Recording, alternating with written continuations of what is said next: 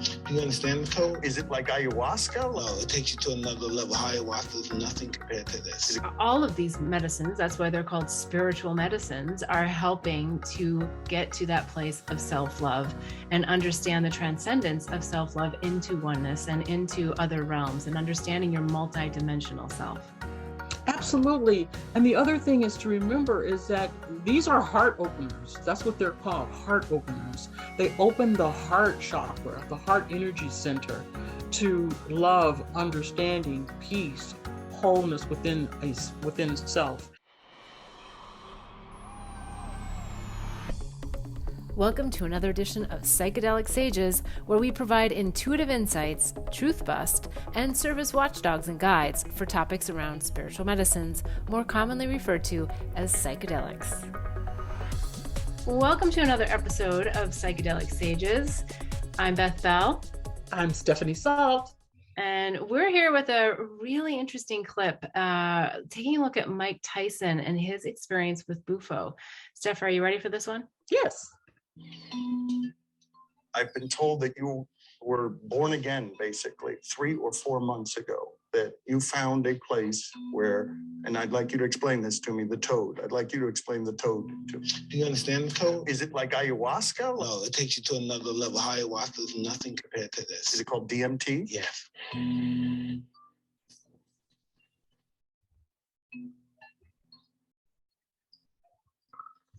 The Toad in the Sonora Desert and has the venom in it. You smoke it. Once I tried it, boom.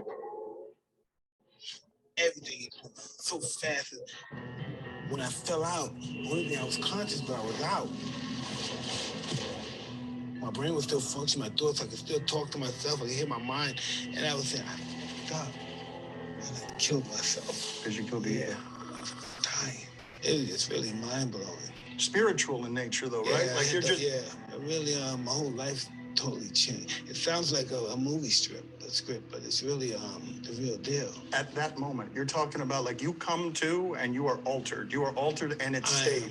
I don't know. I wake up, I'm happy, I'm laughing, I'm smiling, I think, what the Really? happened? Yeah. Really? I had no idea. Okay, well, there's a lot more to listen to, but just to start it out, the first thing that I love what Mike is going to say and what he has said, but the smoking of the Toad, they show him smoking like a cigarette, which is completely not what the experience is. But I'd like to hear your thoughts on that first little bit. One of the reasons why I love this clip is because it shows the true intention of the medicine. It is more metamorphosis. And this is what you can see within Mike Tyson's being. I mean, he's been characterized and probably, he's got brute force. He's strong testosterone. He's done some terrible things in his life. But to see Mike Tyson shift into the divine masculine is one of the reasons why I selected this video, because I think it really, really shows what the potential of the medicine is for people that are like Mike Tyson. And the therapeutic value that it has, I think, is really exemplified from his journey. And I also see a lot of applications for, and I don't mean Mike is a criminal, but for prisoner reform, people that have committed violent crimes, all these kind of therapeutic modalities, I think, could benefit from this type of medicine. All right, well, let's keep listening on to see what else he's got to say. So sex, cocaine, championship belt, those weren't happiness. Nothing, no. It lasts forever, but it was only 15 minutes. But it felt like hours. Mm-hmm. And it was frightening. Because of that ego thing, because you realize you're small all of a sudden. Yeah, once I realized that I'm nothing, I realized all my fancy clothes, my big clothes. Can you explain to me why it makes you emotional just talking about it? Because I imagine the reason it makes you emotional is because for 4 decades you've been trying to find happy, man. When you think you know everything and then you realize you don't know anything, that's a big awakening. You can call it growth or you can call it divine intervention. You do realize you're talking about the Toad like someone would talk about God, right? Well, I don't know. I'm not going to say it's God. I'm not going to put nothing in the same breath as God. Can you explain how it changed you? It was Let's talk just a little bit about this, because as you had just said, Mike comes with this really strong ego, masculine, and he's had this transformation. And now the interviewer is actually really getting to the core of it and asking about God. Like you're basically describing your experience, something of which a lot of people refer to as God. And I think Mike just so eloquently and wonderfully doesn't try to give it a title. Right. And I think he knows that people are going to try to put some of their own lens with that word God. So I even like that he's able to talk about it from like such an expanded state of consciousness. Yes. God, I don't even know what to call it, but a higher power of some kind interacted with Mike Tyson. And whatever that was, look at the beautiful change that we see within his being, and even in his aura, you could even see the softness, because he was a hardcore dude before. I mean, there's no more hardcore being than Mike Tyson, but to see him morph, transform into the divine masculine is a perfect replica of what the medicine actually does and what the potential of the medicine is.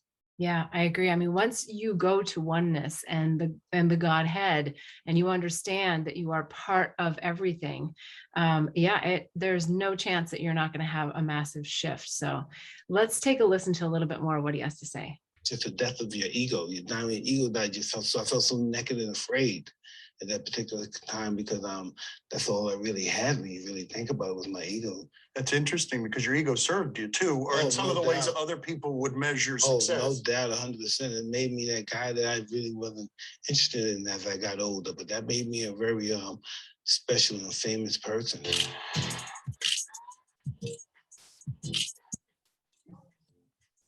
What can you tell me about how that ego was formed? Well, it all started with customized. I never knew what an ego was until he expressed to me what an ego was and how the most successful people have the biggest egos. I believe he will be the youngest heavyweight champion of all time. And I just believed what he told me. Mm-hmm. You know what I mean? And everything he told me was right. Everything he told me gave me success and gave me all the power that I thought I ever wanted. Did Cuss give you any of the tools to shut off the ego? No. Why would he do that? All the only thing that I had was my ego. Is that the first time you felt sort of love and safety? 100%, yeah. Any comments on that? That was a great segment. It really was, because you can see the wounded child. We all have the wounded child as part of our journey. But to see Mike go from wounded child to an elevated divine masculine who is going to be doing great things in the world, I think is a tremendous transformation that can't be overlooked. And this is why I think the higher energies put this medicine on the planet in the first place. And from some of the other interviews that we've had, you can just see that this, to me, this is the core. This is the full expression of the medicine in all its great glory and the potentiality of its contribution to mankind. Yeah, and I think Mike is such a great example of it, because he was so strong in his ego, and for him to sit there today, be able to talk about his ego in the way that he does, and understand the difference of where his ego really served him in the character that he was playing here on the 3D planet Earth, but also now to see that character where it didn't serve him, and where he starts to feel like he's a little bit disconnected from that in a good way. Yeah, he changed his story. And how many of us have been able to change our stories in our lifetime? Yeah. And it's a great thing, because we go through the medicine, but sometimes people want to stay in the same story. So I think this shows what can be done and what has been done. Yes, I agree. But there's more. I can say honestly, I have a very deep affection for him. I do. And he gives me the motivation. I will stay alive, and I will watch him become a success, because I will not leave until that happens. He was my right-hand man from the beginning till he died.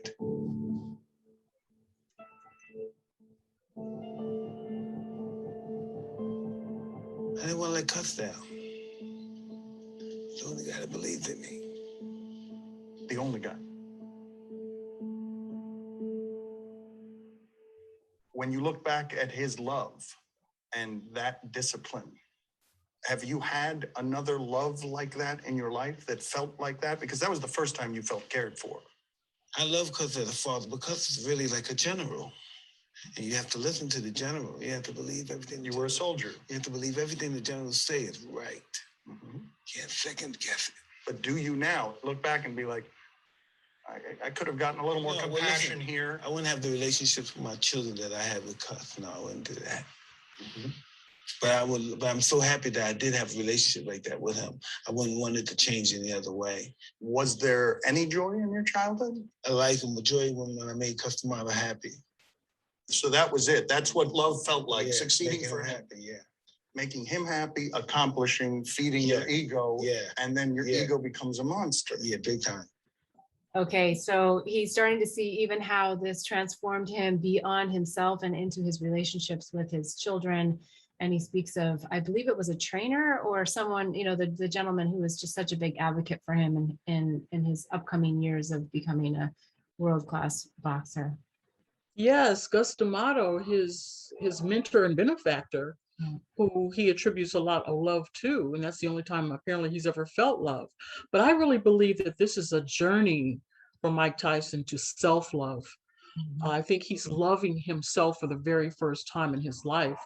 And I think that's what the beauty of his story is really all about, to see that and how he journeyed from ego to self-love to wholeness and transformation is really the true message of what he's been able to accomplish.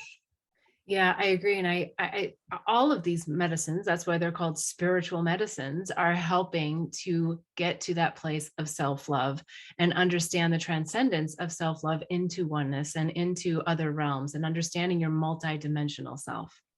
Absolutely. And the other thing is to remember is that these are heart openers. That's what they're called, heart openers. They open the heart chakra, the heart energy center, to love, understanding, peace, wholeness within self. And I really do believe from now on, Mike Tyson will love himself first, but because he loves himself, he's able to now show, give and receive love from others. I agree. Let's take a listen. And did you realize that your ego was a problem as you were climbing up? No, my ego gave me everything I wanted. Mm-hmm. How could that be a monster? What was that like to be the youngest heavyweight champion? Did you get to enjoy it, or was it just pressure, leeches, trust problems, betrayal, that everything that came with money and success after Yeah, that? but I thought that's what it was. I was groomed to be Goliath. I wasn't groomed to be David. Even though I was small, I was the David guy because I'm smaller than everybody. But I was groomed to be Goliath because I'm so insecure. I was a monster because that's all I really knew. And that's all I wanted to be because I was the most successful fighter. But the way I was promoted, Goliath, I'm a killer. Nobody's gonna feel sorry for me. Yeah, so again, I think his transformation has been just so it's so visible. You can see it, as you said, he's just glowing. And I've seen him talk about these experiences, you know, with others like Tony Robbins. He's been on several podcasts, Joe Rogan Experience, and really said the most profound things that I think a lot of us just might not have expected to hear out of Mike Tyson. No, but the fact that he even acknowledged himself going from monster, the monster archetype, to the magic of the divine masculine. And this is what we need in the world. We need more people, men, the male vibration that knows themselves and that has experienced the beauty of the heart, the beauty of wholeness. So I think his story is a real contribution and help to humanity. It was a great clip. I'm glad we had a chance to review that one. All right, well, stay tuned for the next one.